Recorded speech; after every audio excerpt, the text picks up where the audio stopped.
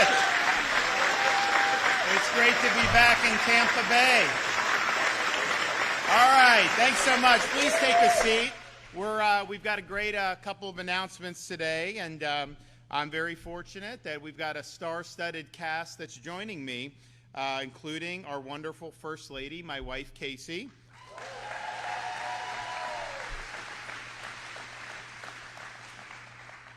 Also, our favorite Green Beret, our Chuck Norris of Florida politics, Lieutenant Governor Jay Collins is with us.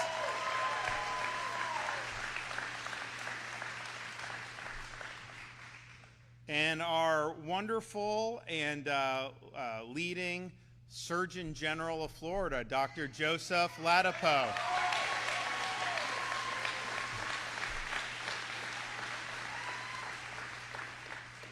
I hear there's an opening for a new CDC director. Maybe we can help send Joe on his way up there. I know I would support that. I think it'd be a great choice. And then finally, last but not least, our Commissioner of Education, Stasi Kamoutsis. I want to thank him for everything.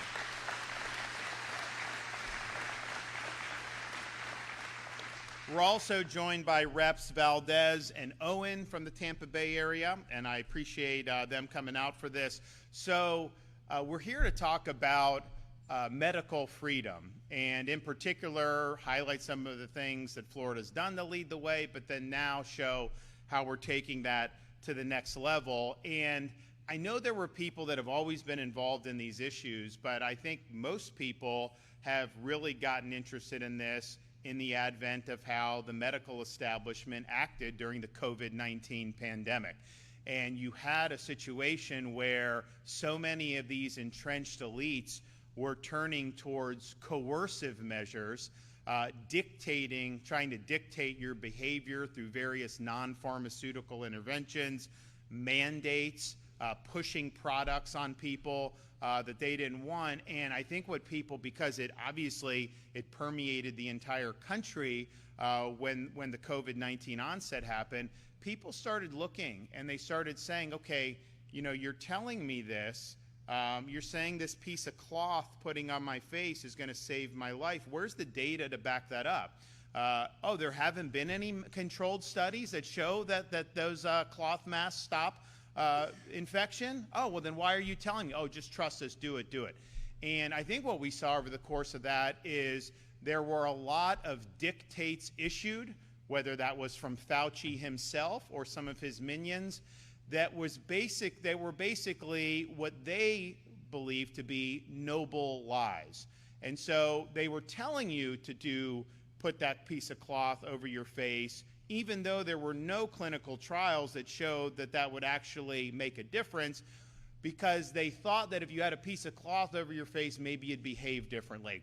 So they were trying to induce you to behave the way they wanted you to behave, including putting out a lot of things that were just simply not true. And one of the things that I think was most devastating about some of these folks is, you know, some of these medical elites, including Fauci, they were all in on these lengthy school closures. You remember, I mean, I was here with our, one of Stasi's predecessors, Richard Corcoran, who's now the president of New College in Sarasota, which, by the way, was just ranked #1 public liberal arts college in America. You know, they say go woke, go broke. New College is kind of the opposite. We got rid of the woke, and now you have a massive enrollment, and test scores are going up, and you have classical education is back right down the road from here in Sarasota. In-state tuition like $6,300, and so I don't think you could do much better than that. But Richard Corcoran and I, in the beginning of COVID, I mean, maybe 6-8 weeks into COVID, we said, listen, you can't have a situation where kids don't have access to going to school. So we put the marker down and said all schools in Florida, the public schools, must be open for in-person instruction. And you to think that we were trying to end the world with the reaction on that. We were attacked by the American Academy of Pediatrics, by Fauci, by all these different people who basically wanted these kids to, I guess, just sit at home. First of all, in virtual instruction is very limited. I mean, Florida does it probably better than others. It's not a substitute for actually being in the classroom. The teacher union in Florida sued us, and they were trying to stop my executive order, and they were trying to force the schools to be closed. So that's what we were dealing with 5 years ago when you were doing that. And we knew that we were right because we had actually looked at the data. And the reality is these young kids, fortunately, were not amongst the population that were significantly affected by this. It was certainly more akin to seasonal flu for them. And so we said, okay, so what are you going to do? Just keep them out indefinitely? It ain't like this thing just goes away. And some said, well, we got to wait till there's a vaccine. And I'm just like, no, I am not going to do that. So we said go, but we also told parents, hey, if you want to do virtual, that's fine. That's your choice. But you're going to have the option to have your kid be in school in person. And, you know, what happened was, I'll never forget, we won the lawsuit. It's a typical thing. You know, you hear this stuff. They're now hitting, you have a very leftist judge trying to stop Alligator Alcatraz. We appeal and all this stuff. But like a judge ruled against us on schools.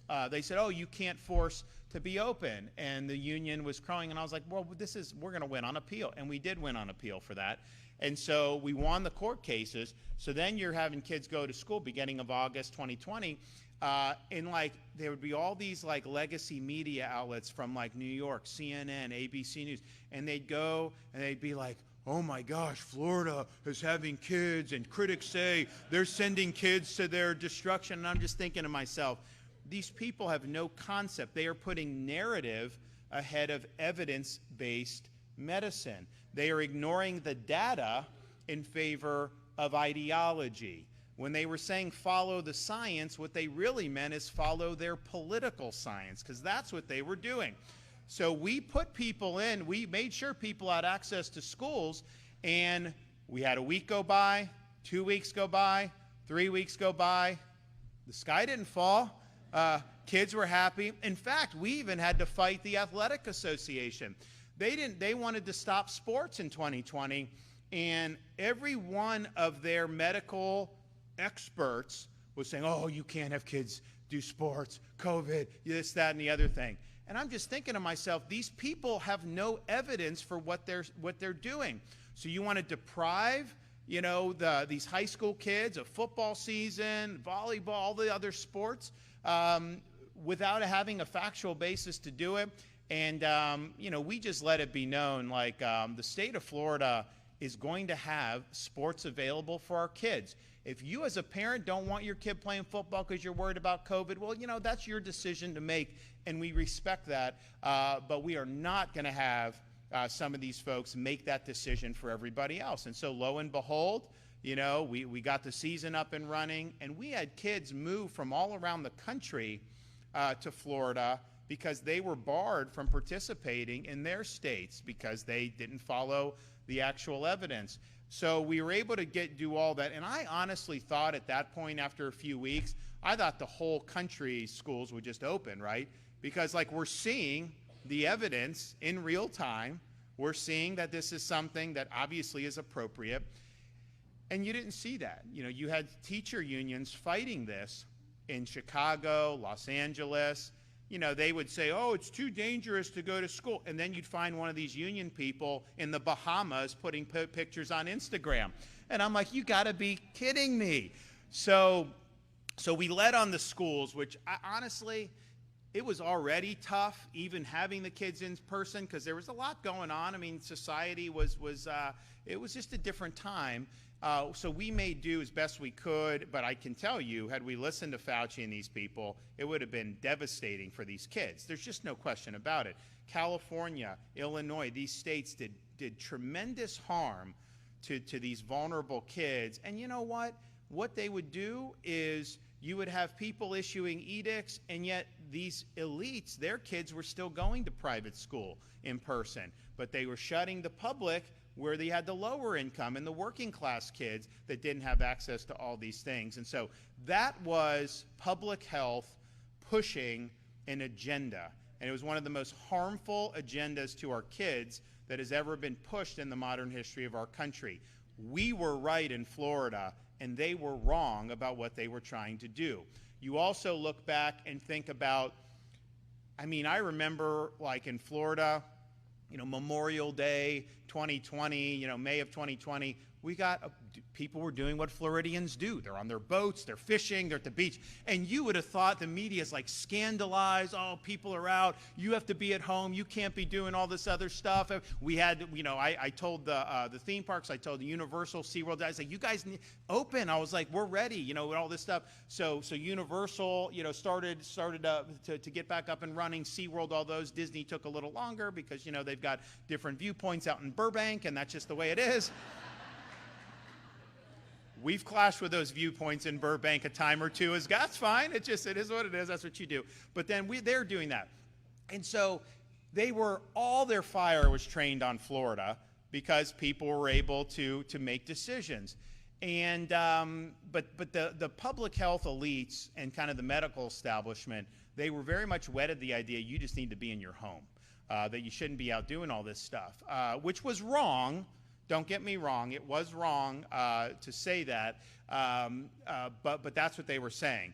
But what was really revealing was, as you get into the end of May, beginning of June in 2020, you have the BLM protests that turned into riots around the country. And they were protesting like massive numbers of people going out. And so then the question was, well, wait a minute. You don't want people on a beach in Florida. You don't think people should be able to go to a restaurant indoors. You don't like the fact that, we have sports and all this other stuff in Florida. But I'm sure you're going to be just screaming from the mountaintops that you shouldn't have massive riots or massive protests with thousands of people, right? No. They did not object to that. In fact, you had hundreds of public health experts sign a letter saying, while it's inappropriate to protest against lockdowns, while it's inappropriate to be out doing things for fun, they said it was appropriate as a public health measure that you went out there and participated in the BLM protests, and even, of course, what came many, many riots. And so they say, we, the undersigned, support this, and we think it's vital for public health. And at that point, if you thought these people had any more credibility, come talk to me after this, because I got some oceanfront property in Arizona I would like to sell you. It was a fraud. And that was revealed that they were doing political science, not medical science. So you see that and you're like, man, what is going on with all this stuff? So, we obviously led the way going against the grain, and it's hard because, when you stand up, that I tell people, I've been around the block a few times, campaigns, leading on issues, everything like that. If you take all the incoming I've ever taken for any campaign, any issue I've talked about, all of that, my entire time, you add it all up, and then you compare it to the incoming I received during COVID, it's not even close. The COVID was so much more intense. So because this was a global thing, you had elites and a narrative that spanned continents.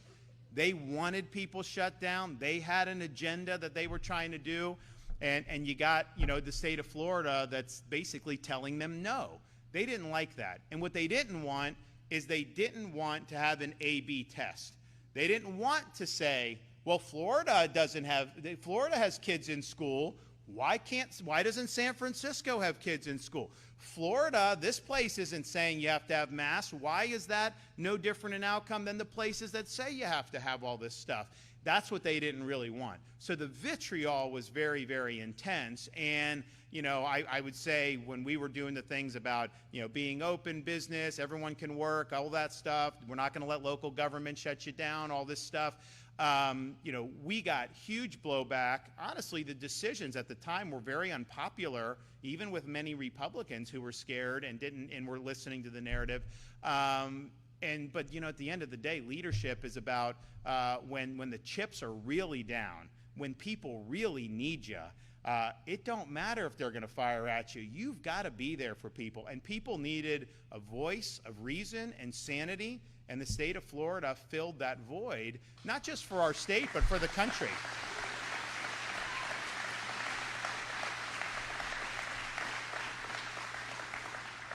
So we worked very hard, understanding we were cutting against the grain. We're like, you know what? You only live once. We've got to get all this done. We've got to make sure. So yes, the schools, the businesses. We were the first state in the country to ban vaccine passports.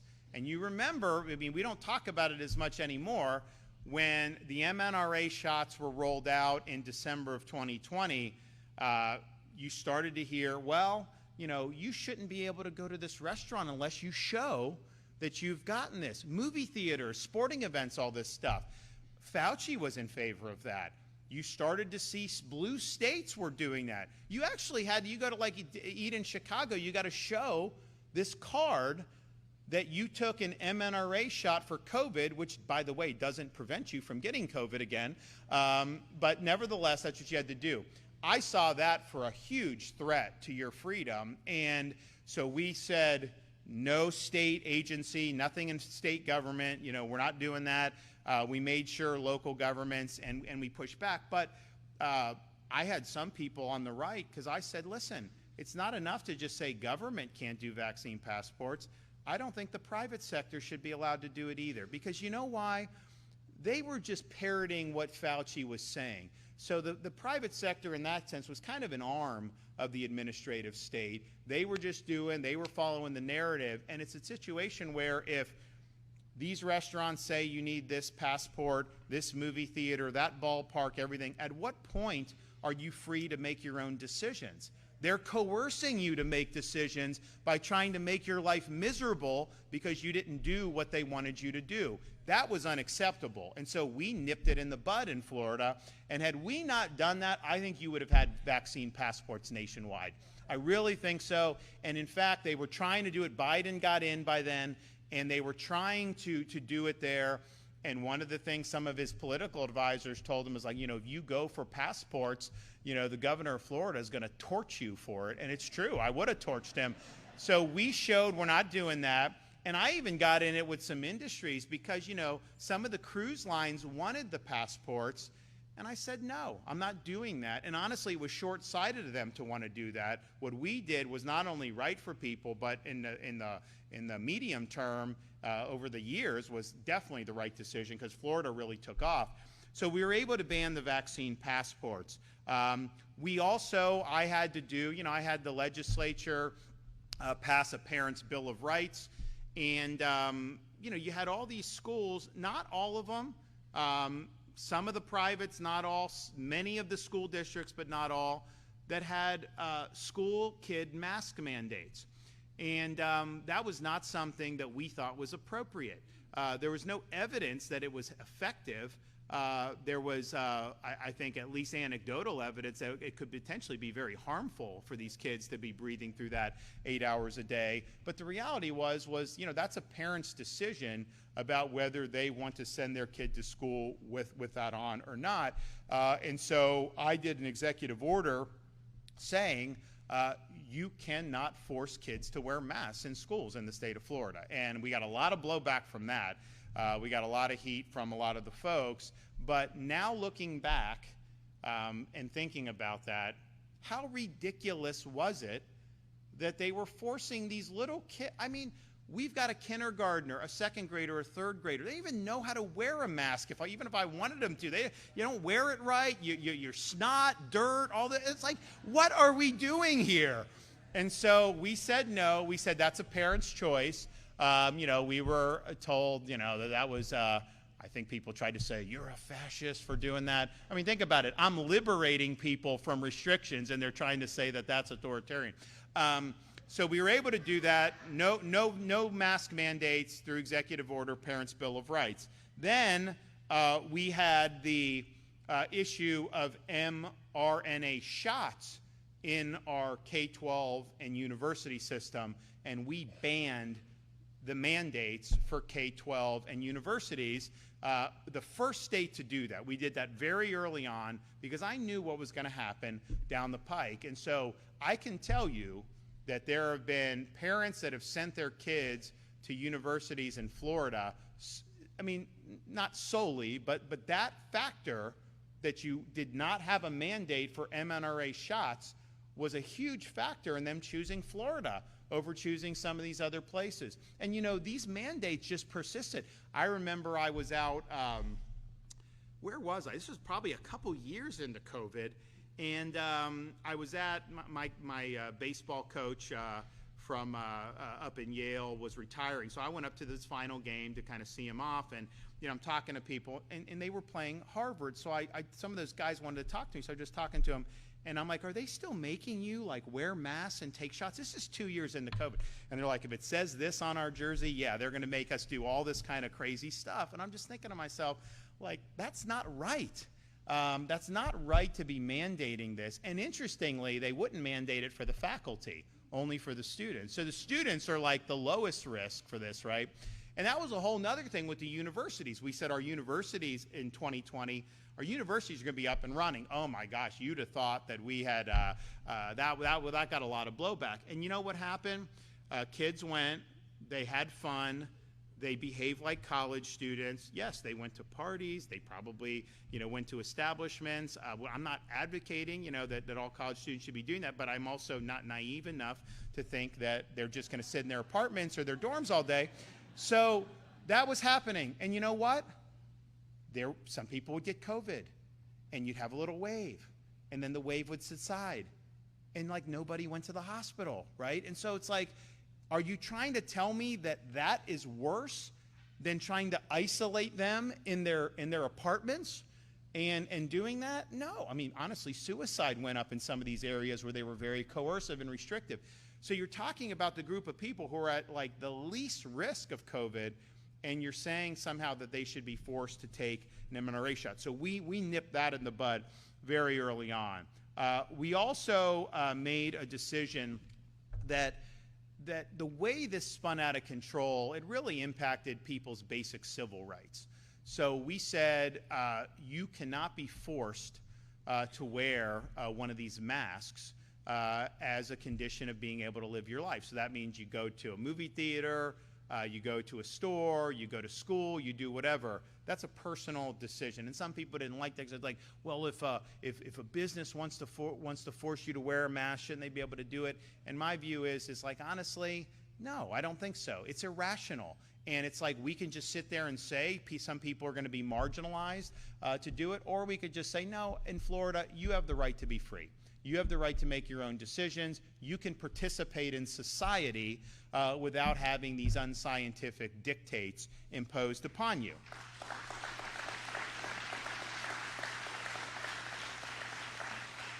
And then maybe one of the most contentious ones was, and you know, this is stuff like, you got to listen to people.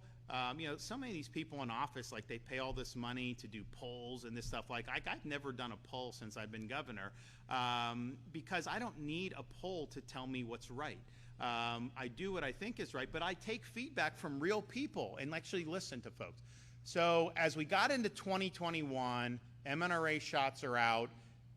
Everyone was saying initially, oh, no, it's your choice, no mandate. Then all of a sudden you started to see the coercion. So I had people come to me like, you know, I have like, you know, 3 more months, and they say I've got to take this. I don't want to take it. My wife doesn't want to take it, whatever. And I would hear this over and over again. And, you know, people at that time, it's almost like they're whispering, because to suggest that you didn't want to do it was like, oh my gosh, are you, you know, it's like you have leprosy or something, like, oh, just, you know, shunned. And so it was a very sensitive thing. And so I'm thinking to myself, and then I had like private sector, I had like police and firefighters around the state that are coming to me and doing this. And I'm thinking about it, and I'm just like, you know, nobody in the state of Florida should ever have to choose between a job they need and a shot they don't want. So we worked with the legislature to pass employment protections for folks, basically non-discrimination, to where they can't base hiring and firing decisions on whether or not you took the COVID mRNA shot. And that saved the jobs of thousands and thousands of people throughout this state.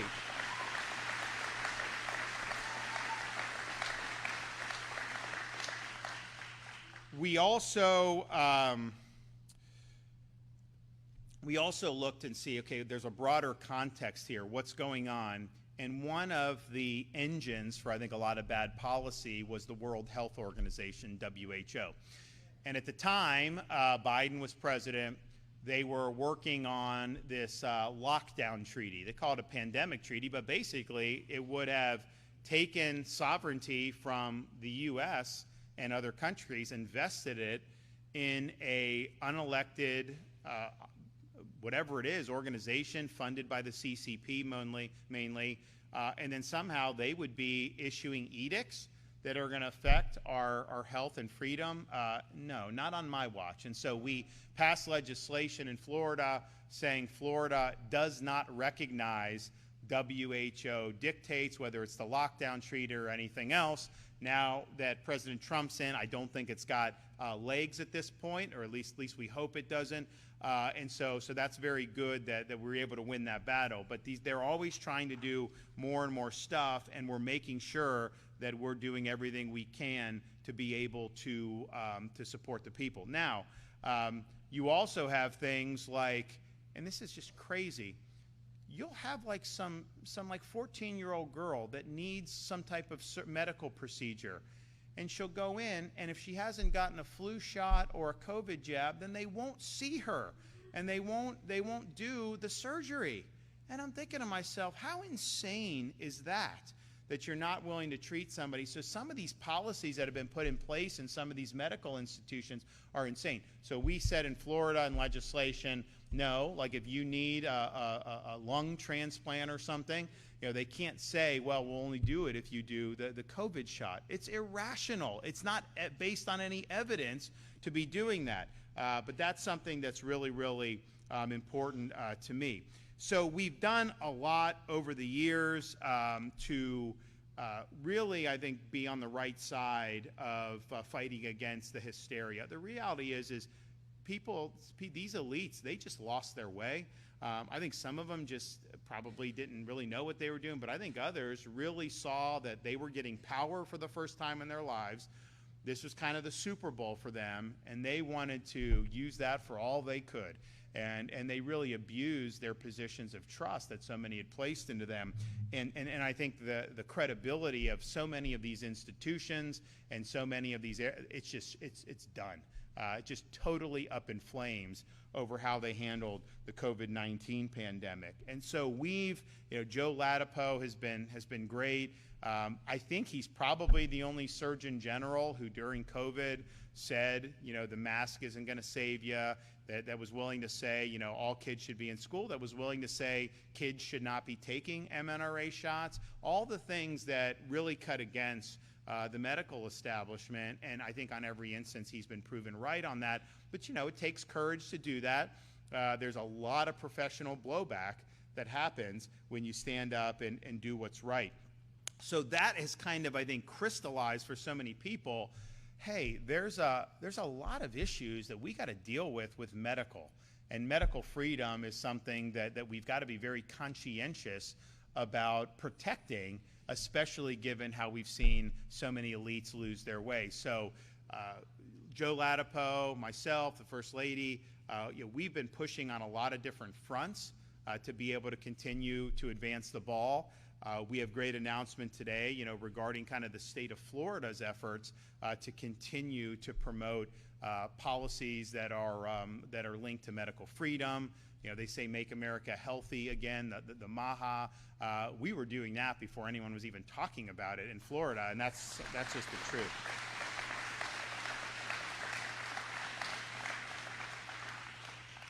And so some of our guiding principles are, one, information given to individuals where then they can make an informed decision should be the bedrock of how we function in terms of health and medicine. Informed consent is the touchstone for everything that goes on in this area of American life. And what flows from that also is the primacy of parents to be able to direct health decisions for their minor children. The reality is each individual parent has different views, different children may have different needs, and we ought to be empowering parents rather than trying to take away the rights of parents. And one of the things I think is very destructive that's happened more recently is this practice of these pediatricians who will not see kids unless they take all of these shots, and it's just, that's not right.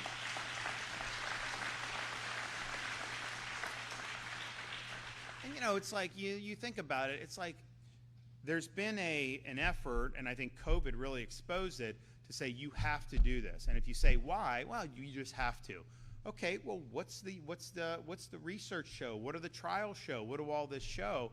And you know, I think about something like, you know, a newborn baby. You know, do they need that hepatitis shot? Like, I mean, like, you know, it's like, you know, what's the rationale for it? I mean, we know how you can get that. Okay, so a baby needs that, and then if they do it, you know, are there drawbacks for it? And usually they just tell you there's never a drawback for anything. Let me tell you, anything you take could have a potential drawback. I mean, that's just the reality.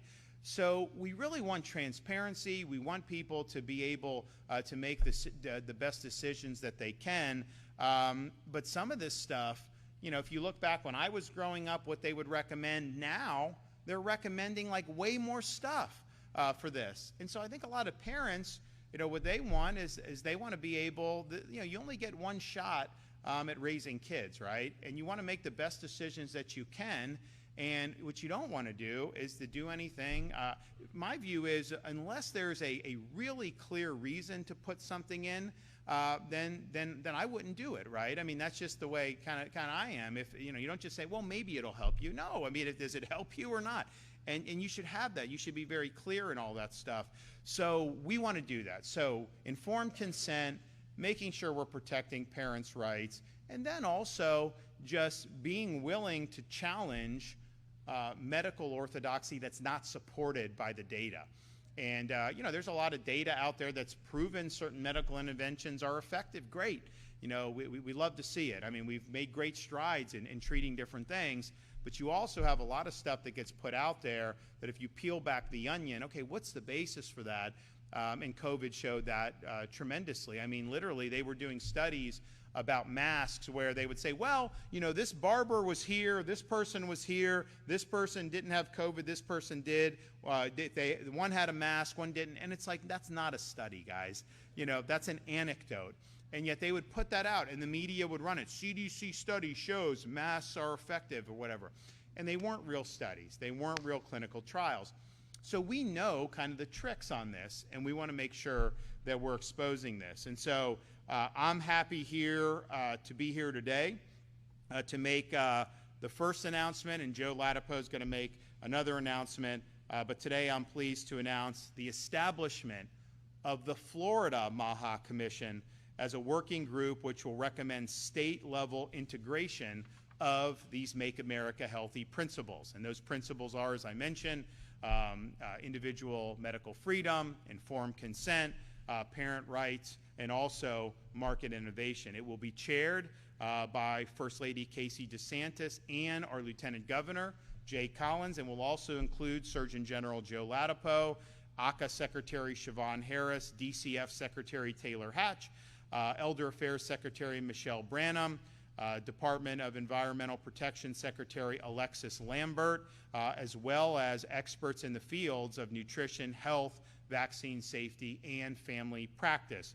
The commission will have several main objectives, including, and Joe Latipo does a good job on this, promoting clean, safe, and nutritious food industry, improving transparency and accountability in healthcare, working on the causes of chronic diseases to identify and prevent future occurrences, and, you know, maybe more importantly, restoring trust in the medical profession and in public health. The Florida MAHA Commission will prioritize reforms that empower Floridians, reduce regulatory burdens, and hold actors accountable for their conduct while fostering incentives for healthy living and innovation. And I think that this is something that has great potential. We've already done a lot, and I don't think there's any state that has done even close to what we've done in the state of Florida over these many years, but there's always more to do. We always want to stay ahead of the curve, and I know Joe Latipo is somebody that has been working on these issues in a number of different ways. He has put his neck out to speak the truth, knowing that he's not going to necessarily receive a warm embrace by some of the people in his profession, but that's really what courage is all about. So I'd like to invite him up here today to be able to make our second announcement. Joe, come on.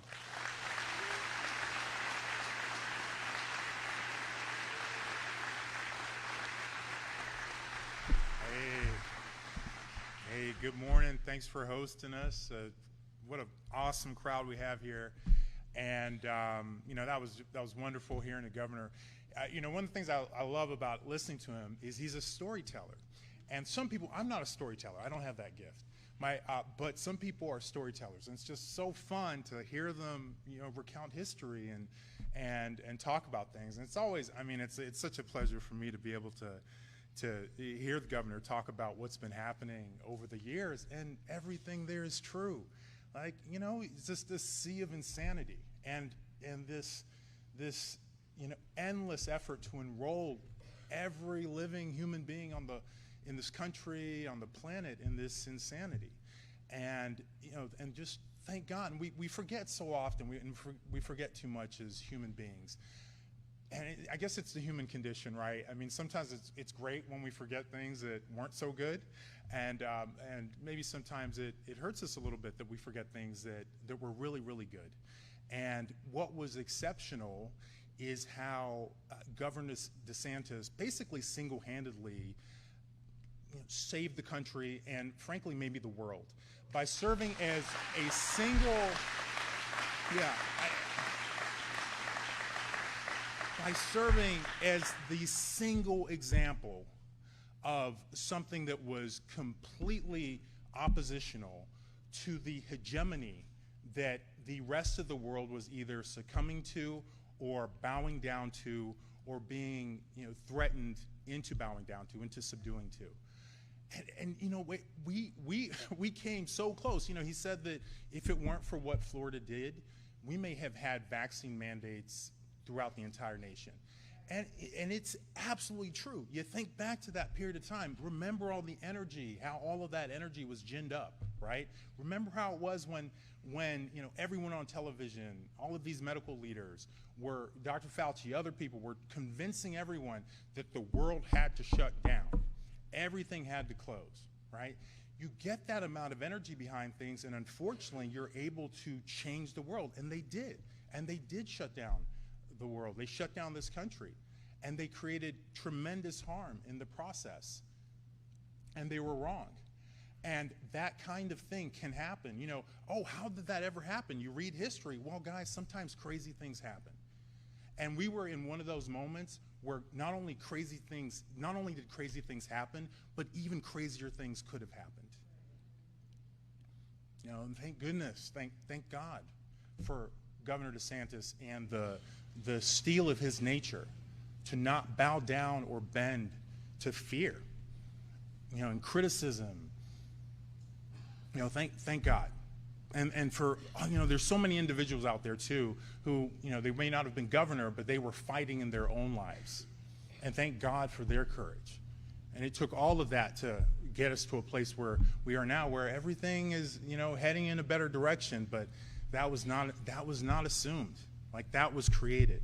It was created by the will of people who, you know, who fortunately are reflections of God's light against the darkness of tyranny and oppression, which is, you know, unfortunately ever present in this world and in this country. So we do have some great announcements to make today. So you know, and we're gonna hear more about the Florida MAHA Commission, but what I'm most excited about is an announcement that we're going to make, that we're making now, which is that the Florida Department of Health, in partnership with the governor, is going to be working to end all vaccine mandates in Florida law. All of them. All of them. All of them. Every last one of them. Yeah.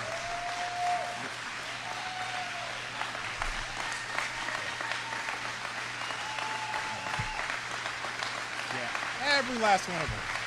All of them.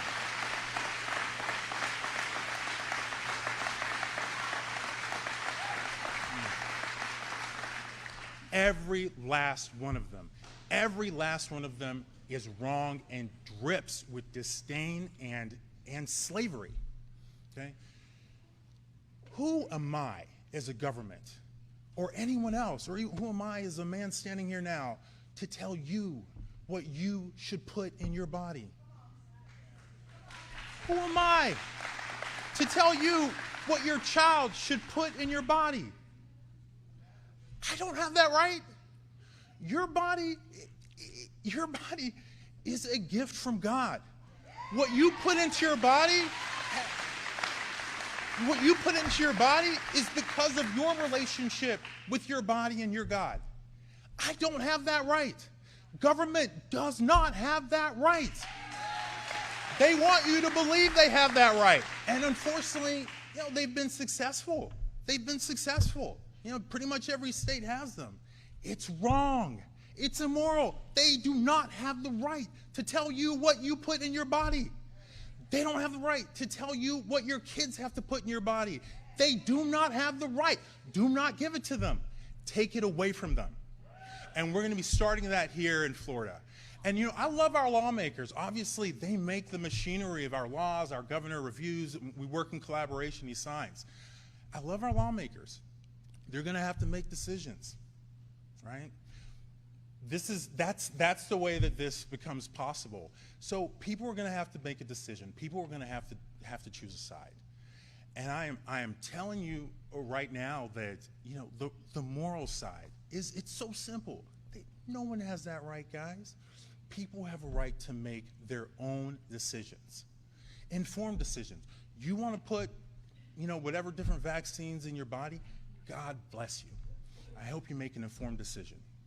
You don't want to put whatever vaccines in your body, God bless you. And I hope you make an informed decision. And that's how it should be. That is a moral, ethical universe, not this nonsense where people who don't know you are telling you what to put in your temple, the temple of your body. That is a gift from God. They don't have that right. One of the counter arguments you'll have, and I would even care more if it was actually sincere, is that, there are people who, they can't take a particular vaccine or, whatever reason they're compromised, and therefore everyone else has to do something because of that situation. And absolutely, right? I've got 3 kids. I'm a parent. My kids are a little older now. They're 6, 8, and 12. And I remember particularly when they were smaller, there's nothing like, your heart literally leaps out of your chest when you're worried about your kid's health, and then especially when they're smaller, but really any age. So I understand that, I get that. But that is also that's also part of the experience of life. And it is not right. There's no basis. There's no ethical basis for that to be used as a reason, really a force to take away your ability to choose what you put in your body and what you as a parent put in your child's body. That's your right. And it's not that the world is perfect. The world is imperfect. It's not that sometimes people will end up regretting the decision that they made. And we've seen a lot of that during the COVID-19 pandemic. How many people put that poison in their bodies with these mRNA COVID-19 vaccines and wish they could turn back the hands of time and undo that, right? So it's not to say that the world is perfect, but it is to say if we want to move toward a perfect world, a better world, you can't do it by enslaving people in terrible philosophies and taking away people's freedoms. That's not the path. That's not the path. We have to find alternative pathways, okay? So let me see, was there any other announcement I want to make? So here's what we can do in the Florida Department of Health. We actually have the ability to start that process with what government folks call rules. So the Florida Department of Health, we have some rules that we promulgated, not me, predecessors, that include a handful, maybe a half a dozen vaccines that are mandated in Florida. So those are going to be gone for sure. So those are gone, and we're going to be working with our with our amazing governor DeSantis and our wonderful lawmakers to get rid of the rest of it.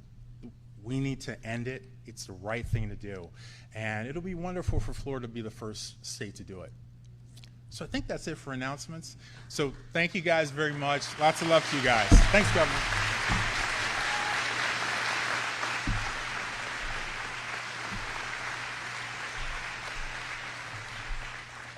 Well, thanks, Joe. And, now I remember back in COVID, actually, when COVID really hit the fan in March of 2020, my better half was in the hospital having our third child, and it was a very empty hospital and very eerie, and I was trying to be with her. I'm talking to Deborah Birx and Donald Trump and all this stuff, trying to explain to them why I was doing what I thought was right in Florida.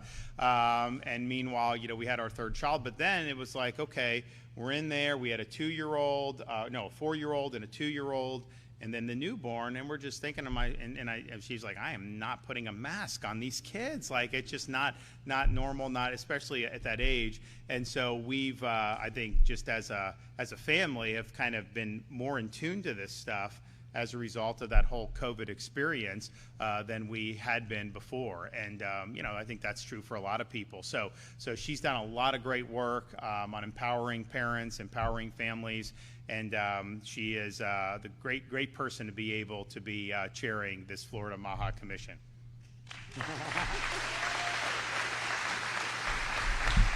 Well, these are a couple of tough acts to follow. One thing he fails to tell you is that our baby Mamie was born during the 15 days to slow the spread.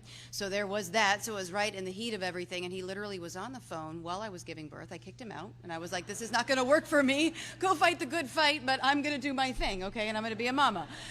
Which was, obviously now, if you look back, Mamie, if you can believe that, she was born in 2020. She's 5 now in kindergarten.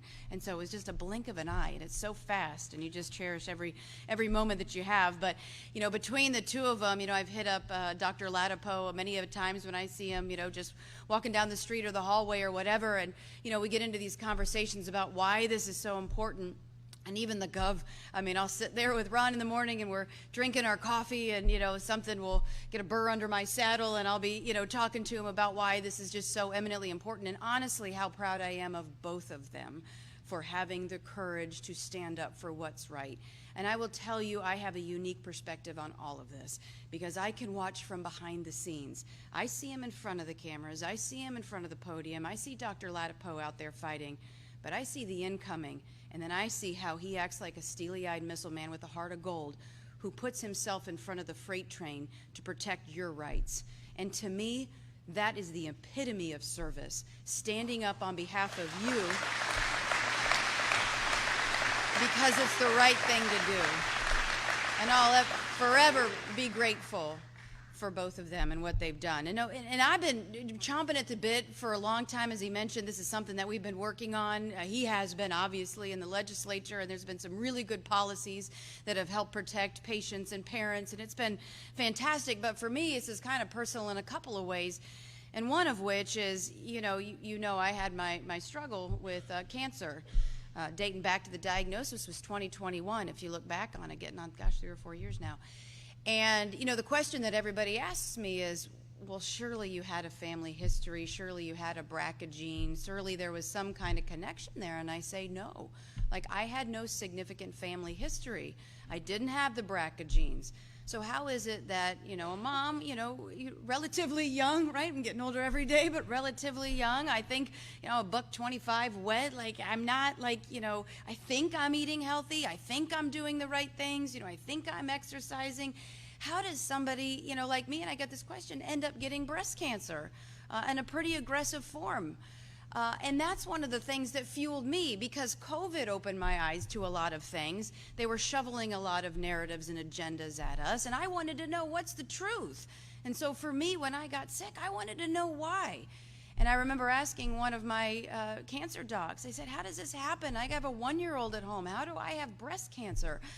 And he kind of looked at me, he's like, man, if we knew the answer to that, I'd be a really rich man and I wouldn't be here treating cancer. And so it's like, but what is it? What's going on in society when we see, obviously, the cancer rates going up? We see the reoccurrence going up in some capacities. And so it's like you really want to take a deep dive into this. And we started to do it a little bit with a cancer collaborative that we started. And so there were some main tenets to that, one of which was investing money into good hospital systems to promote research, quality of care, better outcomes for Florida taxpayers. That was a big deal. But then also looking at the data, but also really getting to the root cause. One of the tenets was, what are we doing to be able to help best inform people so they can make the best choices to protect themselves and their family? Because I'll tell you what, from the bottom of my heart, I hope to heck that nobody has to go through what I went through. When you get hooked up to these machines and you're doing 6 rounds of chemotherapy and 6 weeks of radiation, and my left arm doesn't work as well as the right arm, and it's been kind of a hot mess, but I battled my way back a little bit. I don't want you to go through that. And if there's something that we know that's out there that can help protect you from getting sick, gosh darn it, we owe you that, to be able to give you the best informed data points and information so that you can protect yourself and you can protect your family. And, and I've done a lot of research on my own, and it's limited, and I defer a lot to the Surgeon General, who's very, very astute in a lot of this stuff. But I started researching it and reading books about food. I mean, it's what we're putting into our bodies after all, right? That's a big part of this. So I was researching, yes, processed is bad. Yes, these things, these chemicals we're putting in our body, but also why it's so important that we eat well. Sometimes we think that we're eating well because we want to look good in a bathing suit and you don't want to get overweight. But there's really boiling down to the cellular level. I remember one lady who went through breast cancer, she told me, you must eat broccoli and pineapple. And she was all about broccoli and pineapple. So I eat broccoli and pineapple every day. But the question is why and what is truth? That's the other thing, because there's so many sources out there where there's so many lanes of information, and you're combing this as a consumer and a mom, right? And you're trying to figure out, as a cancer survivor, what is truth? You'll see a study that's out there in some publication that's talking about why this is so great. But when you peel back the layers of the onion, you find out that that study was put on by a company that makes a product that actually helps solve X, Y, and Z. And oh, by the way, the publication that posted it is pay for play, and so they're actually getting money from the company, so you don't know what to believe, right? And it's just very frustrating. So it's like, what is truth? And that's true for a mom of an 8, 7, and a 5-year-old. Because, just the other day, and I didn't tell you this, I don't know why there were corn dogs in the freezer, but that's another story for another day. But Madison was hungry, and there is a massive bag of corn dogs. Like, they're these little itty-bitty corn dogs. Anyway, in the freezer. And I'm like, what the heck is this? And so she wanted those. And I'm like, because I knew this MAHA thing was coming up and I was going to see the Surgeon General. And so I said, I'm going to look at the ingredients. And I'll tell you what, if you dumped all of those corn dogs out of that bag and you just looked at the ingredients and I said, what am I going to give to my kids? You wouldn't know what the heck it was. I didn't see a corn. I didn't see a dog. I don't know what it was. And I dumped it in the trash, and I said, the heck with this. I was like, no, Madison, we are not eating corn dogs. And we moved on to the next thing, whatever that was. As long as it wasn't my cooking, she was happy. It was fine. But it's like some of this stuff is marketed towards kids in a really deceptive way, and I want to know truth. Just tell me as a mom what I can do to give my children the best opportunity to be healthy. Tell me what is the right balance of the right things that they need to be able to grow up and to be happy. After all, that's what this is all about. So in my view, in America, you have the right as a corporation, if you're selling a product, to succeed, to create a product, to be able to take that product to market. But you don't have the right to put chemicals or poisons in our food supply at the expense of our health, our well-being, the health and well-being of our children, to the benefit of a company's potential revenue, stock price, or return on their investment. And so our families, in my view, should not serve only as revenue-producing units for corporations. And I know that, you would hope that no entity would knowingly utilize harmful ingredients that could potentially cause adverse health consequences. And I agree when Secretary Kennedy, who has headed up the federal MAHA commission, when he says that chemicals generally recognized are safe entering our food supply. That's not sufficient, because chemicals treated as innocent until proven guilty is not fair for our families. We have the right to know what is putting in there. If you think it's generally safe, well, that's not okay for me to give to my 8-7 and my 5-year-old. So I really applaud what they're doing at the national level with the MAHA movement, and I appreciate that leadership, and I really look forward with this commission to be able to get out there and do some really good stuff and to be a force multiplier to all of this through the Surgeon General, the Lieutenant Governor, the agency heads, and others to really shape and yet again lead the way in the free state of Florida to empower people with the truth, and then you make the decisions that you think best for your family. After all, what is the role of government? Not to force you to do something, but to empower you with the best information at the time so you can feel empowered to do what you think in your heart is right. And we also look forward to empowering Floridians, as the Surgeon General has mentioned, to make the best informed decisions as it pertains to vaccines and pharmaceuticals. And yes, understanding, okay, what is the upside to potentially taking a drug or a vaccine, but also what do the studies and the evidence show? And be forthright and transparent about what the studies may be lacking, or the fact that there might not even be a study at all, whether it may be looking at the long-term implications about taking a certain kind of pharmaceutical, or even looking at like the vaccine schedule. For instance, I had a friend who had a child who went in to go get caught up with her vaccine schedule, and she told me that she had been really delayed on a lot of her vaccines, and the pediatrician at the time told her, well, it looks like you need 9, you might as well just do them all while you're sitting here. And she goes, I'm not a physician, I just don't, has that been studied to have all of these vaccines, 9 vaccines on a little kid at one time? And he goes, well, the CDC doesn't give us any guidance, this was a while ago, doesn't give us any guidance, so you can do whatever you want in this office setting. Well, I think we should be informing people about what it means if you're going to be doing a lot of these in one sitting, or what does this mean to the overall long-term health if you're doing some of this stuff. People have the right to be in the driver's seat, that's for sure, and they have the right to be able to know what's being put in their bodies, and they have the right to feel like they have enough knowledge to make informed decisions. And so, you know, one of the things I'll kind of close with, and I think it's important, when we look at pharmaceuticals in general, and this is something that I've really kind of researched and I look forward to getting into the commission more with, is a lot of these drugs, you don't need them if you live a healthy lifestyle. If you're eating fruits and vegetables, you can reverse a lot of these chronic conditions. And when you look at America, 76% of all adults across the United States of America have at least one chronic condition. And so there's an analogy that a friend gave me about a tack in the shoe. You know, sometimes you have a tack in your shoe and it hurts. So you get medication or whatnot to help with the pain, but you never take the tack out. You never get to the root cause of a lot of this stuff. And getting in front of it, healthy eating, good nutrition, and the why. It's not just to look good in a bathing suit in the state of Florida, but the why. And it's not for anybody to tell you, but it's to provide the best information that we have so you can make informed decisions. And one more thing that I'm really excited about with this commission too, as we look at, you know, some of the things that we've mentioned, it's also other ways to improve the health, you know, beyond just like the food and that sort of stuff. For instance, like fasting, okay? If it is as beneficial as some who have really touted its unparalleled success, then why are we not talking about this more? Why aren't we talking about intermittent fasting? Why aren't we looking at some of it? Why aren't there more studies? Why isn't it, if it is as good as what you can hear people say it is out there, why isn't there more public discourse? Well, maybe because you can't monetize it. Just throwing that out there. So it's like, what is beneficial that we can do to be able to help people? So, I mean, I'm honestly, this is something I have been super excited to do for a long time. It's an honor and a privilege to stand up and fight for mamas and for families and for people to be able to make the best decisions so that they can be happy in this great American experiment. So thank you very much.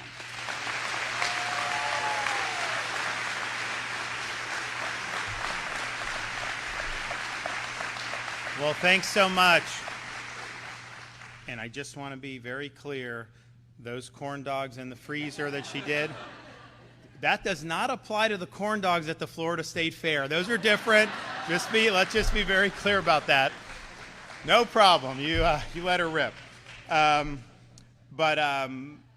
so I really appreciate, and she knows what she's doing, because like she'll literally talk to my ear, well, you're eating that, you know they made this and that, and And it's like I never, most of my life I've just been on a seafood diet. You see it, you eat it, and when I'm playing baseball through college, fine, military, fine. As you start to get older, it's like you change, and so you got to be more disciplined on this stuff, and you got to know what's good, what's not.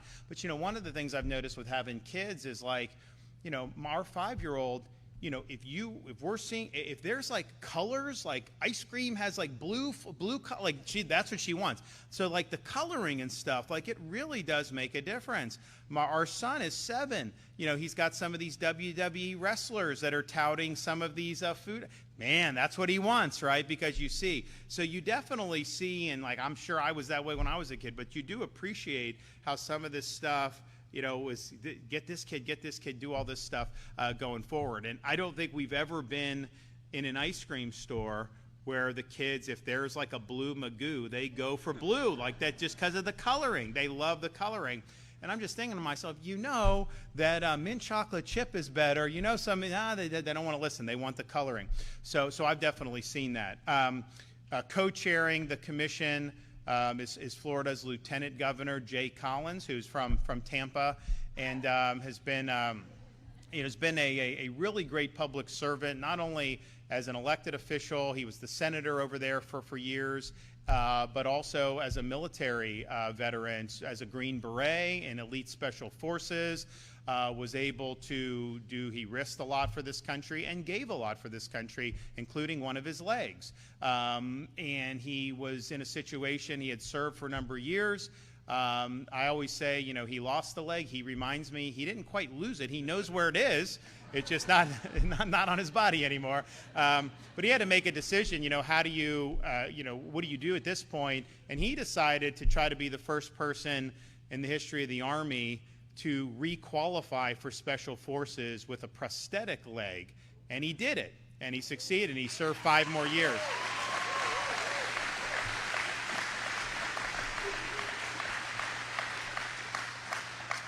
When he's the operations officer for a great charity, OBR, and they basically come after hurricanes and disasters, and they're there on the ground before just about anybody.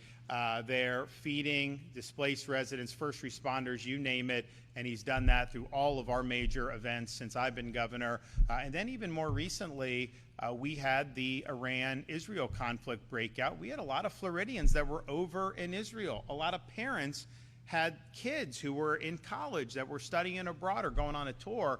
All of a sudden, the airport shut down. Ballistic missiles are raining, so we, through the Florida Division of Emergency Management, as we typically do, stood up and led. We authorized rescue missions to get people out of Israel and back safely home. Got thousands of people out of Israel, flew a lot of people on flights from Cyprus to Florida, and it was people are so appreciative. Well, Jay, as a senator at the time, he flew to Israel on the ground, and he was personally rescuing these people and getting them linked up with our folks in Division of Emergency Management. He ended up saving dozens, if not more, people during that period of time. And so, it's like most people run and hide when the fire gets hot. This is something he didn't have to do, and he was over there doing it. And I can tell you, in all the political fights we've had, even though everyone always says they're going to be strong and conservative and all this stuff, when things start to hit the fans, a lot of people run and hide. And on all these issues, he's run into these fires, whether it was being, leading on helping us get our immigration to where we're at. We're the #1 state helping President Trump's efforts to enforce immigration law and effectuate the removals of illegal aliens from our state. And that is ongoing, in spite of what the media may try to tell you, including at Alligator Alcatraz. And there were a lot of Republicans that tried to block that, and Jay was one of the ones that stood with us. He's also been very strong on Second Amendment. He carried the constitutional carry, which, before I was governor, they were restricting Second Amendment rights in Florida. We've been able to expand, and the legislature should do more, and I've called upon him to do more, but the most significant expansion was the constitutional permitless carry bill that he was the one that was leading behind, and then he was also the author of the bill to not allow CCP purchases of land in the state of Florida, and that's something that's really significant.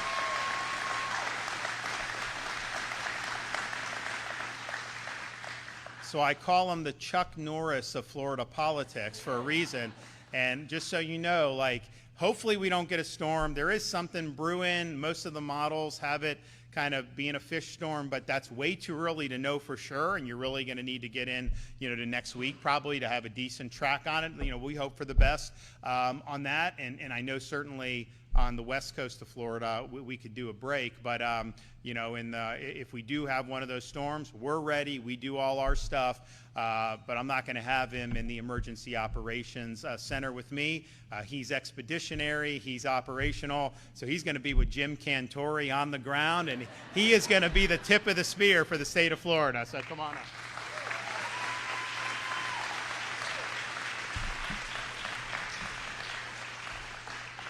Well, how the heck do you live up to that introduction? Thank you. I'll do my best here. Man, it is good to be here. Aren't you proud to be a citizen here in Florida, a resident in Florida? God, aren't we blessed?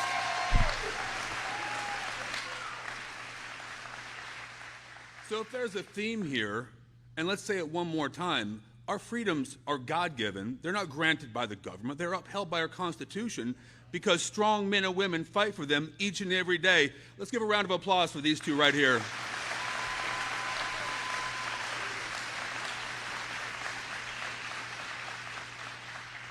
So many of you know me. I have literally broken bread and fed many of the people in this room, quite likely. And through our work with OBR, you know how I look at things.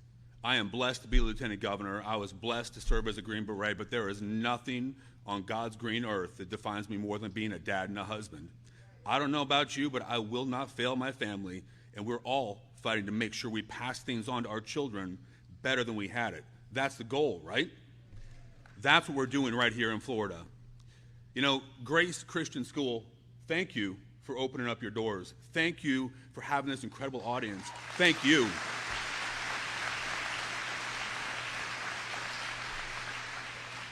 So Joe, I think, is a little bit of a sleepy here. He said he couldn't tell stories, but I think he did pretty darn good, right? That was amazing. He took us to church as well.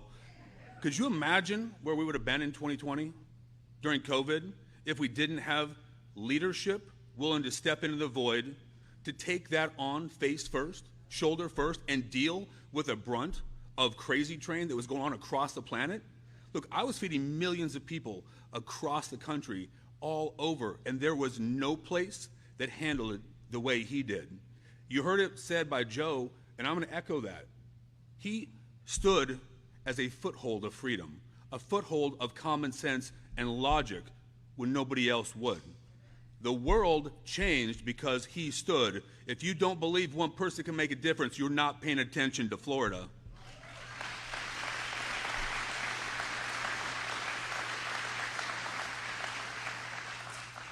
So together, when you look at this, we are sending a clear message. It's the parents, not government. They have the final say when it comes to their kids' health and well-being. Let's say that one more time. It is the parents who control their families. Now, you know that as a service member, I like to throw these things in here sometimes. Freedom isn't free. It is fought for and defended, whether it's on the battlefield, whether it's in the courts, or whether it's in the courts of common sense. You have to stand up and fight for it. Where we're talking about today is no difference. The principles apply exactly the same. We have to protect the rights of parents to make medical decisions for their families, to feed their families how they want, what they want, when they want, because that's their family. It is not the government's choice to tell them what to eat or how to eat. We have to control that for those families. Removing unnecessary requirements supports so many principles here in the state of Florida. Now, how many of you think that, I'm going to paraphrase Reagan a little bit here, that the government should solve all of our problems for us? Doesn't that scare you a little bit? How many veterans do we have in the audience today? All right. Love it.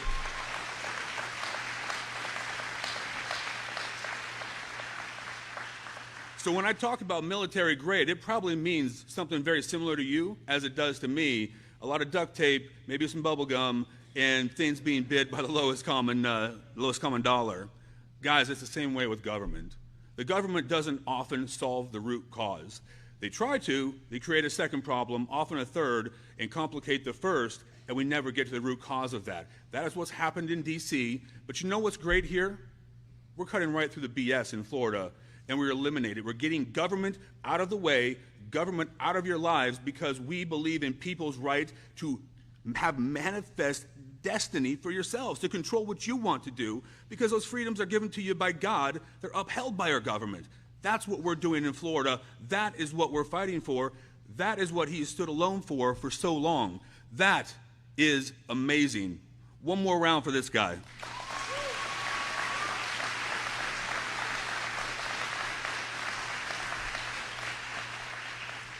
So you know I got to be a Green Beret. I got to work around some truly amazing people for many, many years. And I'm blessed to have been a small, tiny speck in that amazing industry.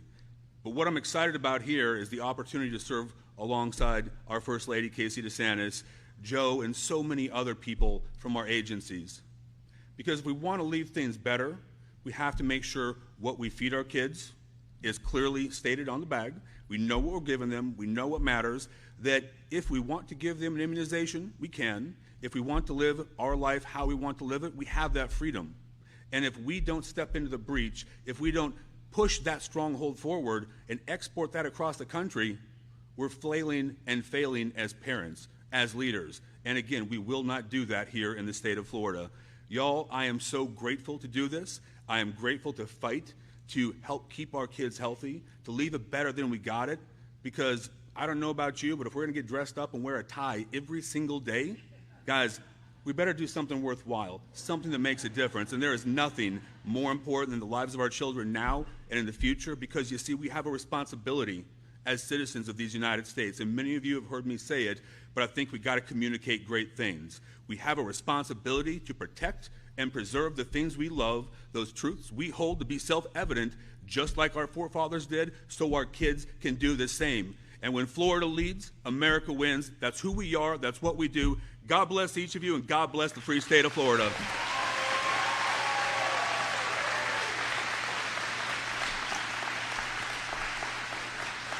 Well, thanks so much, Lieutenant Governor. You know, Florida, with Jay at the helm there, is of all 50 states, we're the only state that has both a governor and a lieutenant governor who are military veterans. I mean, like, that's...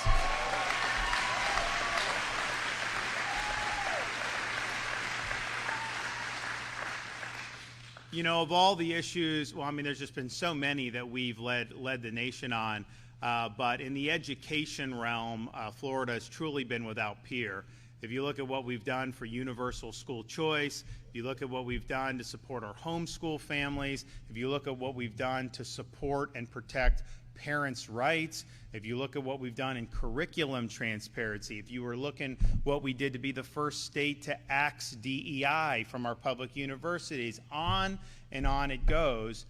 We've led the way on so many of these issues, and you know, we've been fortunate to have great folks at the helm of our education department, starting with Richard Corcoran, who I mentioned is now at the New College, president of New College in Sarasota, which, you know, you parents, you should look into that if you're interested in a classical education at really discount prices, because we haven't raised tuition. So the tuition for Florida residents is the exact same today as it was the day I took office, and it's the cheapest in the country. So you've got a lot of opportunities there. So Richard, he was there fighting the unions on making sure kids could go to school during COVID, making sure that we had athletics up and running, and then even when we had to fight against the gender ideology and some of the insanity that they were trying to inject in schools. Manny Diaz from Miami was our next commissioner. He's now the president of University of West Florida in Pensacola, and he's making big moves there. But he was able to usher in our universal school choice program, as well as so many of the other things, really perfecting the progress monitoring, which replaced the high-stake testing, and then also helping us on a lot of the university stuff. And so, you know, you've had a lot of bold action taken on all those things. And so when we had to fill Manny's shoes, you know, I had a guy that was working in our office as governor, Stotsi Koumoutsas, and you know, Richard was strong, Manny was strong, I think Stassi's kind of a whole nother level of just intensity and getting the job done and making sure that we're doing what the parents and the students in this state deserve. And so whether it's, taking on school unions, whether it's taking on woke ideology, you name it. And so he's only been in the position now for a few months, but he comes in, immediately starts disseminating very clear guidance about making sure that, because look, we have most school districts in Florida see the laws, see the policies, and they follow it. You have some who think that they should be able to just be a law unto themselves, and so they try to find ways to not follow policy. And I think he's made very clear that ain't going to fly. And so if you're someone like in Alachua County, you had a teacher that was attacking the student for being basically conservative, saying he was a dictator or something like that. I mean, just like the crudest, most uneducated left-wing, things putting spit out. And that's happening in our classroom. Like, if you're going to be partisan like that, at least be interesting, at least be original. And they're not even that. So he hauls them up. He hauls them up to the education department about, violating parents' rights, makes them answer the question. So all I can tell you is, if you're out there in the school districts, 90-some% of the teachers and the administrators in the school districts, understand what they need to do and are working to do it. But if you're in some of those that think somehow that you can just do what you want and that you can ignore duly passed laws or legally sound policies, all I can tell you, go ahead, make our day, because we will have Stassi on you very quickly. So I want to invite him up to say a few words.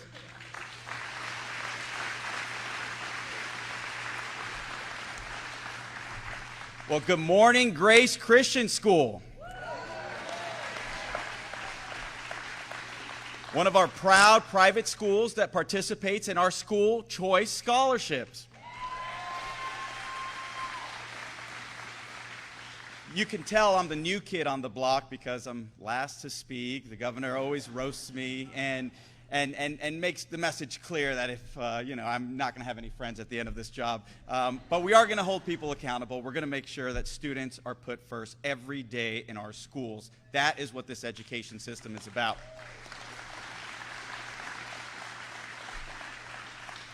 I also think either the Surgeon General or the governor must have been talking to my wife when they decided who was going to be put on this MAHA commission, because I noticed I didn't make it, and she has been telling me lately I need to get on the treadmill. So hopefully I'll be able to impress her and impress them and make my way onto this, into this initiative that is really going to impact so many Floridians. I'm thankful to be here in all seriousness with the governor, with the First Lady, with the Lieutenant Governor, Jay Collins, who's homegrown here in Hillsborough County, and with our Surgeon General, who worked with us immediately when he got to the job and hit the ground running. At the time, I was in the General Counsel's office at the Florida Department of Education, and I remember those legal fights because I was part of it, whether it was going in an actual trial to keep our schools open, the amount of compelling testimony that you never saw reported by the media. You had Jay Bhattacharya, one of the leading medical experts in the nation, testify as one of our expert witnesses, and yet a judge still didn't find that the medical evidence was compelling, unfortunately. And then the next year, what did we do? We fought the school boards. There were 12 of them who said, even though the law prohibited mask mandates, they were going to impose them on our children anyways. And so what did we do? We dragged them in front of the State Board of Education, Alachua County, who seems to be a problem repeatedly, and Broward County, and we withheld their salaries. What did Biden do? He backfilled the salaries of those school board members, encouraging lawlessness in our state. And so we fought them, we took them to administrative court, and we won. But battle after battle, I cannot emphasize enough how many fights we were able to be victorious because of the leadership of Governor Ron DeSantis.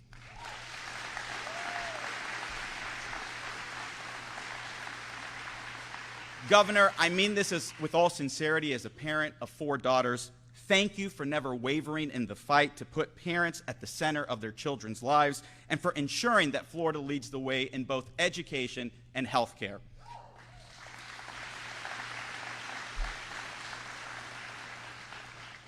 Today, we continue to fight for Florida families, whether it's parental rights and continuing to expand them, whether it's making sure that parents have the ability to object to inappropriate materials that we continue to find in our schools, or whether it's to expand programs like school choice to ensure that parents have the ability to make the best decision for their children, to send them to schools like Grace Christian, where they're not going to be exposed to that ideology.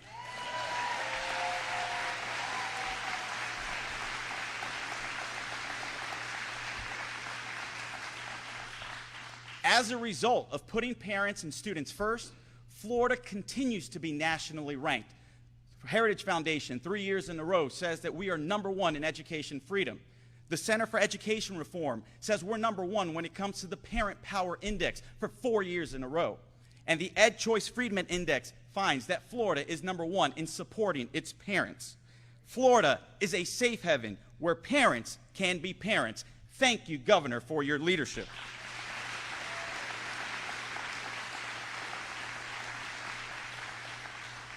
Now, today's proposed changes strengthen the rights that the governor has championed for years, and these changes reject the one-size-fits-all mandates that strips parents of choice. By removing vaccines from the required immunizations necessary to attend school and expanding exemptions to include moral and ethical convictions, we are ensuring that every parent's voice is heard and honored here in this state. This is the Florida model. I'm honored to work alongside Governor DeSantis, the First Lady, the Lieutenant Governor, and the Surgeon General to ensure that Florida remains a leader in the nation for both education and medical freedom. Together with the vision and leadership represented here today, we are proving to the nation that freedom, health, and family go hand in hand. And in Florida, so long as Ron DeSantis is our governor, it will be the free state of Florida, and parents will always be empowered. Thank you, and God bless you.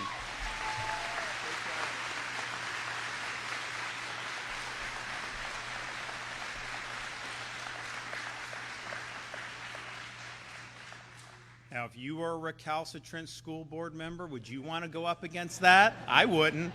So I appreciate Stassi. He's had an amazing start to be an education commissioner, and he hasn't let up yet.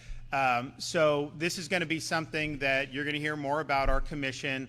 Obviously, Dr. Latipo is going to do the health department. Basically, Florida, and these have been long before I was around or Joe was around, there are statutory mandates, particularly for school. Now, there are exemptions, and families are able to do that, and we've supported the exemptions over the years and expanding those. But then the Department of Health over the years, again, before I was around, they added an addition to statute. And the legislature had never passed that. I don't even know if the authority was that great to be able to do that. So anything beyond statute, Joe has the ability to bring back. So that's what he is going to do. The rest would require changes from the legislature, but ultimately, we just trust people to be able to make great decisions. Now, on the commission, we're going to tackle everything that people are concerned about, and just try to, COVID was very eye-opening because they were telling us things that were not factually true, and that there needs to be a check and balance against that.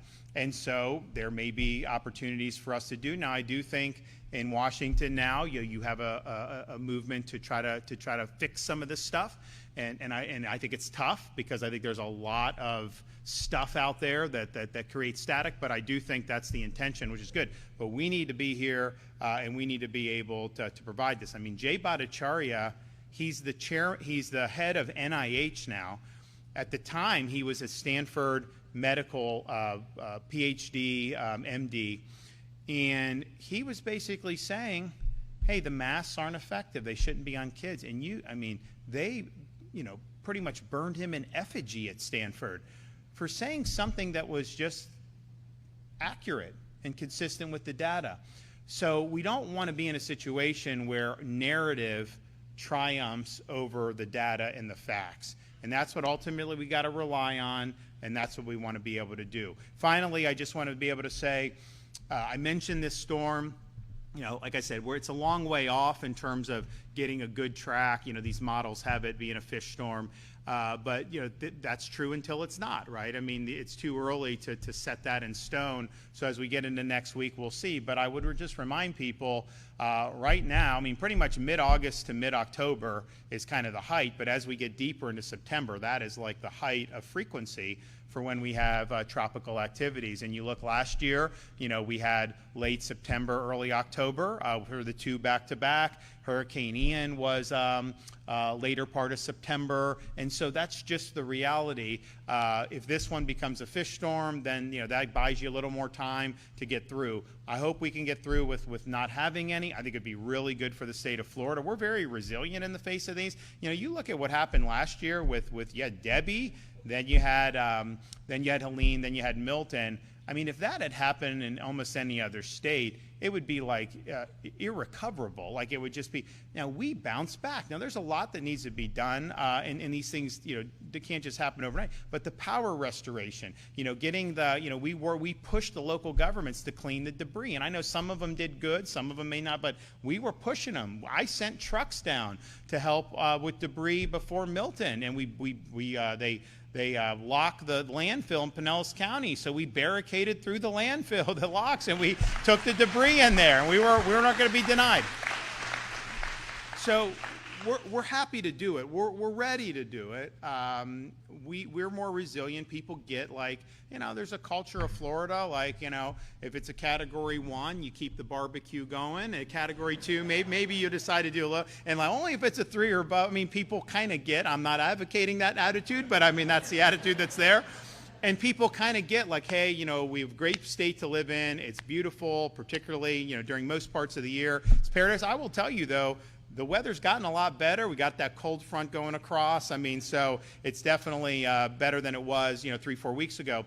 So people get that, but it would be really good to not have one. But we're watching it, and we'll continue to watch it going forward. Okay, do we got any questions back there? Entered the race. Your reaction to that, and will you make an endorsement at all in the governor's race? The race for what? Governor. Governor of what? Florida. Oh, look. Yeah, I'm not supporting Paul Renner. I think it was an ill-advised decision to enter the race.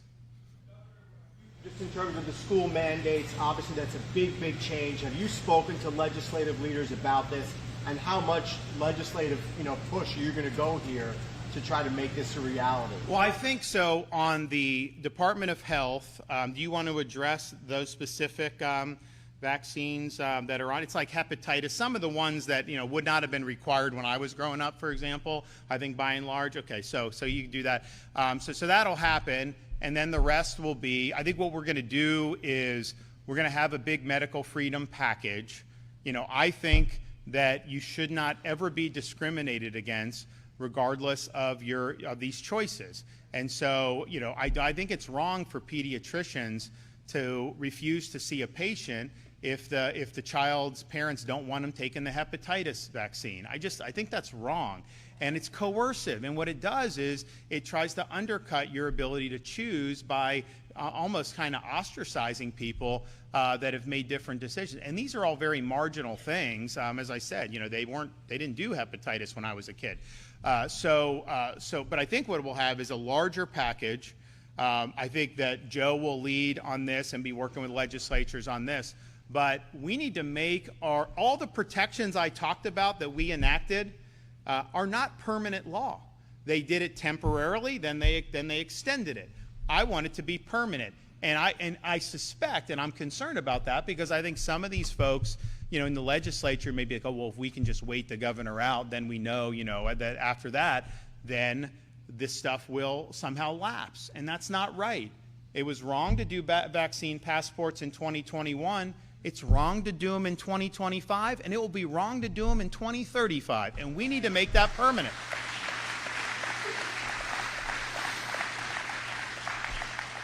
So there'll be a broad package. I think there'll be an array of things, and I think this commission will help inform some of those proposals. But they'll just track our basic principles: informed consent, parental rights, and individual responsibility and medical freedom. The legislative leaders yet about this package? So some of the stuff we tried to get last year, like the permanent COVID, the protections against the coercion, they extended it, but they did not do the permanent. And so we're going to try again on that. Now, the mandate issue with the schools, that's Joe. Called me last night and said, hey, this is where I think we should shoot for. Are you okay if I do it?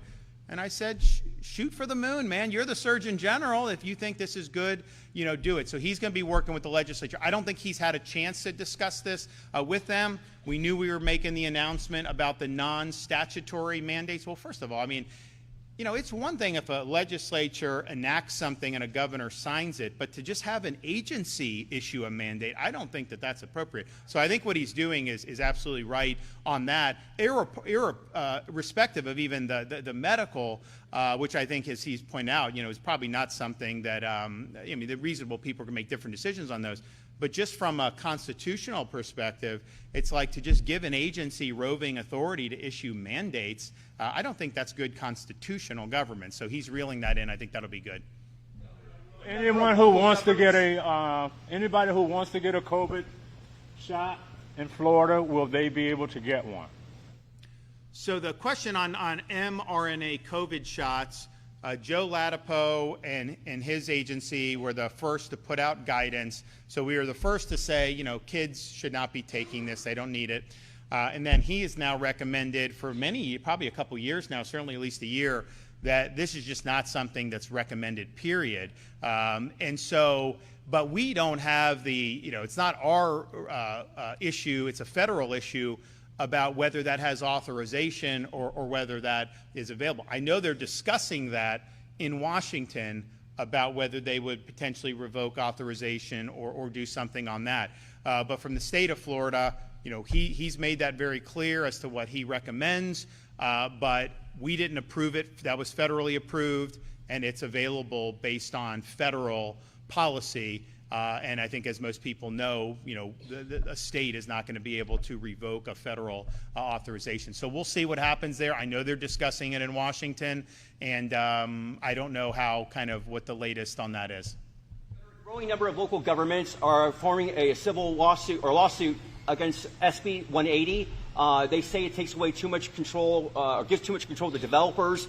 What's your thoughts about that? Is that the one where the people wanted to rebuild from the hurricanes? Yeah, so listen, I have vetoed bills that, have tried to preempt local in the past. I've signed bills that have done it. And on this one, the reason why I thought these people needed relief is because their storm gets damaged, their home gets damaged by a major hurricane. They want to go out and restore their home to what it was like before the storm hits, and the local governments are telling them you can't do it. You got to do something else. What right do they have to tell you you can't rebuild your home? This isn't California. This is Florida.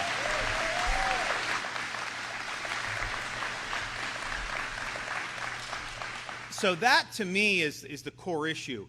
I didn't write the bill. I know there's other provisions in that, but I felt compelled to sign it because I think in Florida, if you have damage to your home and you go to rebuild it and to restore it to what it looked like the day before that storm hit, you should be permitted to do it. The government cannot prevent you from doing that, and these local governments were not allowing that. They were being difficult. So we got a lot of complaints about that. Obviously, those were more local decisions at the time.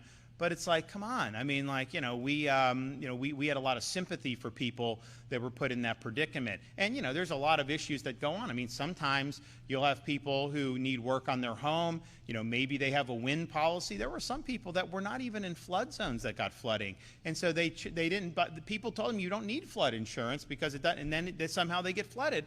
Well, okay, so they don't have an insurance claim then, so they got to go do this out of pocket. And to put in roadblocks for them to be able to restore their property, I think is just not acceptable. So I am going to be in favor of people being able to restore their property after these storms. You look at what happens in California with those fires, people can't get permits. to rebuild their homes. It's been many, many months. And then you have people in those local governments. Pacific Palisades is like, it's like you aspire your whole life to be able to live in a place that beautiful and everything. And yeah, it's more upscale, no question about it. And they want to use that for affordable housing. And I'm thinking, what right do you have? It's private property. But they can restrict and they can do all these other things. So I think in Florida, that piece to me is there. I don't know. They may be challenging other provisions. I didn't write the bill. There may be things in there that in a perfect world I would not have necessarily agreed to. But I did feel compelled to stand up for the homeowners who were getting stymied by local governments. And I thought that they deserved a right to be able to restore their property to where it was prior to the storm. Hopefully we don't have to deal with that issue going forward. I also push, this is like, some of the frustrations you deal with. So we had 3 hurricanes, 2 majors, and the 2 majors really impacted similar areas in many respects. Now, Helene didn't hit land in the Tampa Bay, but it caused a lot of surge. Then you had Milton come in that probably wasn't as much surge, but wind and all this other stuff. And that was like back to back. And so, one of the things that I called on the legislature to do at the beginning of the year in a special session is to fully fund the My Safe Florida Home program, which was started. It had been something that the state had done in the past. I resuscitated it a few years back because you can apply for grants, you get matching grants, you fortify your home, and then you can then apply for discounts on your insurance. And so we wanted to help people with that, given all the inflation that was going on in the economy. And so we did it, and it was successful. Then we did it again, then we did it again. Well, what happened after last fiscal year, so summer of '24, you had massive numbers of people that applied for it, and so the money ran out. So you had a lot of people that were on a waiting list, but the legislature needed to replenish the coffers. So what I said in January is, okay, let's take that waiting list, let's find every home on that waiting list that was impacted by these most recent storms. Let's do a special appropriation and let's get those grants out there. They need to rebuild anyways. Why not let them utilize this and be able to get it done? And then this way, if you do it at the beginning of the year, they could be set up before hurricane season. And instead, they rejected doing that in January. It was the speaker. I think a lot of the members wanted to do it. They rejected doing it. And so then you wait. They didn't even do the budget till the end of June. And then the budget didn't even have enough to clear the waiting list on it. So it's one thing, you don't have to do these programs, but if you do a program and people are on a waiting list and they're expecting this, I would want to clear that waiting list and get them the grants so that they can do these home improvements. And I just fear that, now money's going out.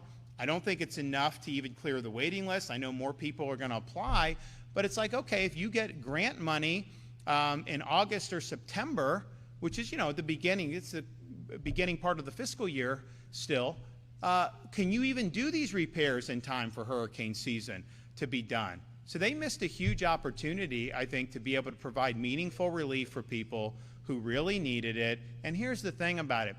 Doing these grant programs, it's not necessarily that natural for somebody, like me who's like, we're market-based, government programs typically haven't worked. But in this instance, you're providing an ability for people to make really significant fortifications. They can apply for reduction in insurance. They're more likely to stay in their home as a result. And then when the next storm comes, that home's going to do better. And it's going to be less burden and less cost on taxpayers, on the community, less interruption. So it's been something that's been very effective. It's been very popular. And I just, I wish that they had funded that. I was, some of these things don't get a lot of attention, right? January, people were focusing on the inauguration of Trump 47. Understandably, it was a big deal. They weren't paying as much attention to what was going on in Tallahassee. Not as much media coverage about that. That's why they thought they could get away with doing this amnesty bill that I vetoed. And Jay Collins was standing with me and standing up for you to say, no, we're going to take illegal immigration seriously. But I think it was because, they thought there wasn't as much attention, so they can do it. The condos. People were getting these crushing condo assessments. I said, why don't we do that at the beginning of the year, give people peace of mind, so we know that they can stay in their condos and we're not going to have these artificial barriers. They didn't do anything until like May on that. Well, more assessments were coming in. A lot of people were very apprehensive about their future. And I was saying, we got to do it, we got to do it.